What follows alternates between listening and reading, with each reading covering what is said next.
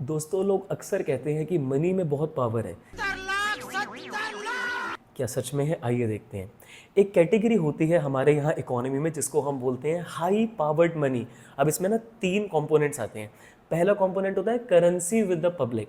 सो मैं भी पब्लिक में आता हूँ, आप लोग भी पब्लिक में आते हो, मेरे पास कुछ नोट्स और कॉइन्स हैं, कुछ आपके पास है, सब प्लस कर दो और पहला कंपोनेंट आ जाता है currency with the public. Second component इसके अंदर होता है बैंक डिपॉजिट्स विद आरबीआई। कौन से बैंक्स? Commercial banks. तो हर एक कमर्शियल बैंक में जो डिपॉजिट आता है उसका कुछ मिनिमम परसेंटेज जो कि आरबीआई डिसाइड करता है, वो कमर्शियल बैंक कहाँ पे रख पाएगा? आरबीआई के पास। किस फॉर्म में? कैश के फॉर्म में। अब बैंक क्या करता है? कमर्शियल बैंक ना कुछ एक्सेस रिजर्व ही रखवा देता है ताकि फ्यूचर में फिर डिपॉजिट आएगा, दोबारा से कैश रखवाना पड़ेगा, तो एक बार में छुट्टी करो, एक ही बार में पैसा एक्स्ट्रा थोड़ा सा सरप्लस में रखवा दो।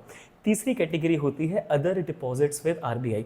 तो गवर्नमेंट की भी तो कुछ नॉन बैंकिंग फाइनेंशियल इंस्टीट्यूशंस होते हैं जैसे कि नाबार्ड, सिडबी, ताकि अंडर प्रिविलेज लोगों को लोन दे सकें। वर्ल्ड बैंक, आईएमएफ का सब्सक्रिप्शन का पैसा होता है, फिर फॉरेन सेंट्रल बैंक्स का कुछ पैसा आरबीआई में होता है। तो ये तीसरी कैटेगरी में आता है। अब तीनों कैटेगरी को जब हम प्लस कर देते हैं, तीनों कंपोनेंट्स को जब हम प्लस कर देते हैं, तो जो वैल्यू निकल कर आती है उसको हम बोलते हैं हाई पावर्ड मनी। ऐसे ही क्रिस्प इकोनॉमिक ज्ञान के लिए फॉलो कीजिए इकोनॉमिक्स विद आयुष को। रील पसंद आई हो तो शेयर कर देना, लाइक कर देना और comment section is all yours. Thank you very much.